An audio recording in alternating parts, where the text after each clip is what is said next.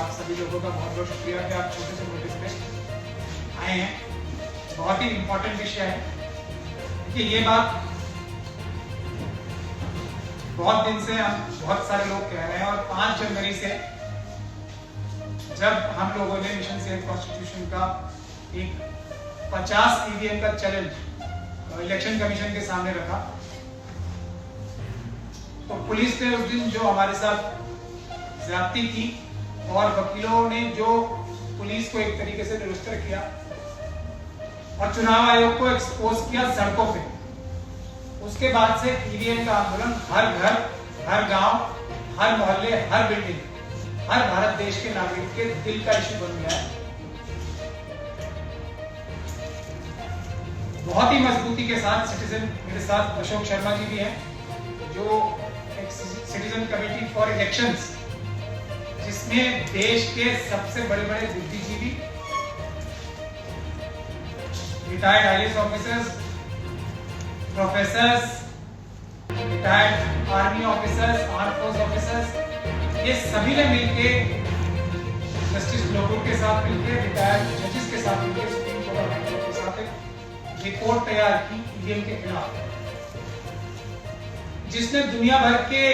Cases का भी discuss किया। हम लोगों ने वीवीपैट की चोरी, वीवीपैट से कैसे चोरी होती है वो भी पूरी दुनिया को दिखाया। उसके बाद चुनाव आयोग ने जब इलेक्शन डिक्लेयर किया तो उस दिन भी ईवीएम के बारे में 6 मिनट लगाए शेरो शायरी सुनाए। इस बात से यह साफ जाहिर होता है कि ईवीएम ही एक ऐसा माध्यम है जिससे आरएसएस और बीजेपी चुनाव जीत सकती है, जीतना चाहती है, पब्लिक उन्हें वोट नहीं देगी। सिटीजन कमेटी फॉर इलेक्शंस ने, हम सभी लोगों ने जो ईवीएम के खिलाफ आंदोलन कर रहे थे, हम लोगों ने सभी पॉलिटिकल पार्टी से, non RSS, non BJP, non NDA से गुजारिश भी की और उन लोगों ने साथ भी दिया, लेकिन जिस ताकत से सड़कों पे आके साथ देना चाहिए था उतनी ताकत से साथ नहीं दिया। उसकी वजह यह है कि चुनाव सर पे आ गए। तो क्या ईवीएम की लड़ाई को छोड़ देना चाहिए? क्या ईवीएम की लड़ाई हम हार गए? ऐसा बिल्कुल नहीं है।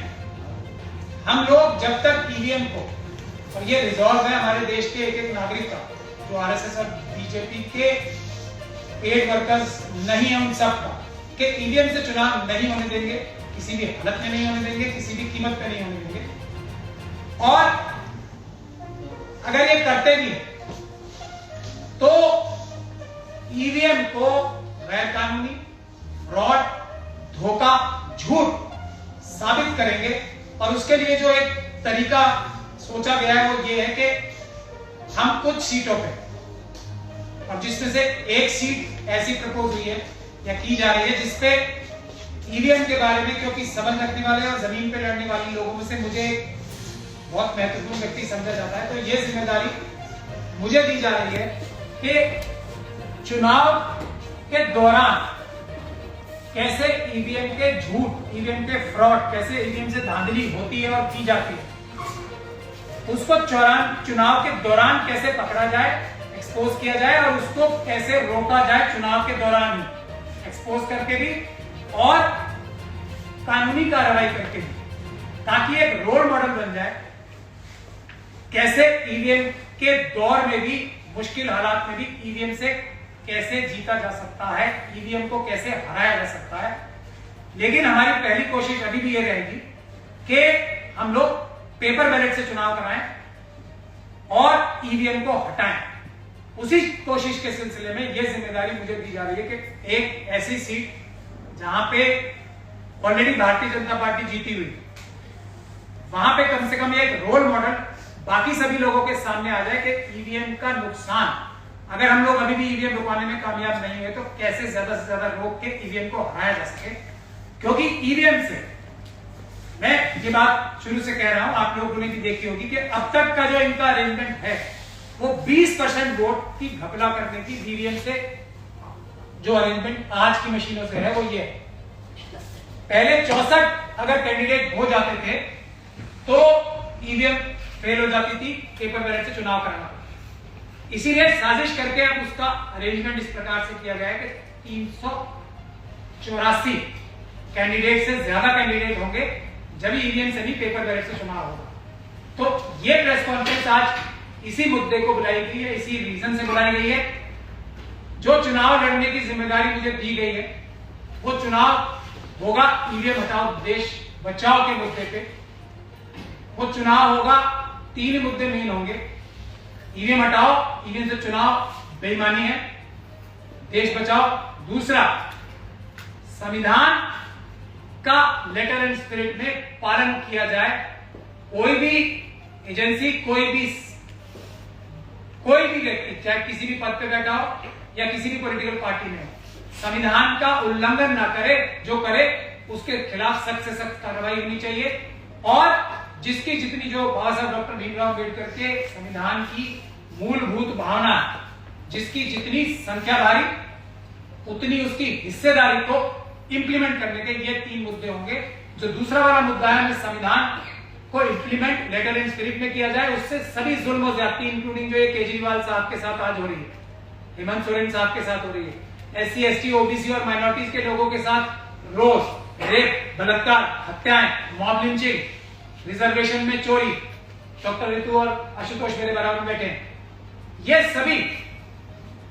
खत्म हो जाएंगे अगर संविधान का पालन होने लगे।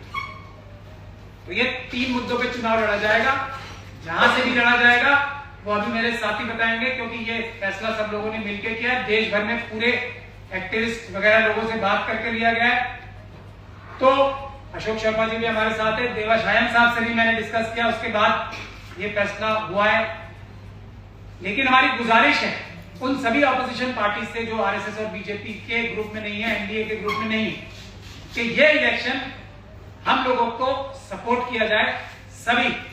सभी पार्टीज, इंडिया गठबंधन की और दूसरे गठबंधनों की, जो आरएसएस और बीजेपी के खिलाफ लड़ रहे हैं, वो इस चुनाव में पूरे देश में कम से कम एक इस चुनाव में ईवीएम के खिलाफ ये इलेक्शन होने दे, ताकि ईवीएम का मुद्दा जो है कारपेट के नीचे दबाने में आरएसएस और बीजेपी कामयाब ना हो सके। अब मैं डॉक्टर रितु सिंह, जो देश का एक बड़ा जाना माना चेहरा है और एक युवाओं का, एक एजुकेटेड युवाओं का भी, प्रोफेसर्स का, एक देश का सबसे बड़ा आंदोलन जिसने पूरे देश में हर एक यूनिवर्सिटी में एक नई क्रांति ला दी है, जिन्होंने मोदी जी के आह्वान पर पकौड़े भी बेचने की कोशिश की, पीएचडी होने के बाद भी पीएचडी पकौड़े वाली बनने की भी कोशिश की, तो मोदी जी ने वो इनके ऊपर एक और एफआईआर करा दी कि ना तो प्रोफेसर बनने देंगे, ना पकौड़े भी बेचने देंगे पढ़े लिखे नौजवानों को। तो मैं उनसे गुजारिश करूंगा कि वो इस बारे में चंद शब्द रखें। और सभी पॉलिटिकल पार्टी से हम ये गुजारिश करेंगे, कम से कम ये वाली जो एक हम निर्णायक लड़ाई लड़ना चाहते हैं, उसमें हमारा साथ दें इस लड़ाई।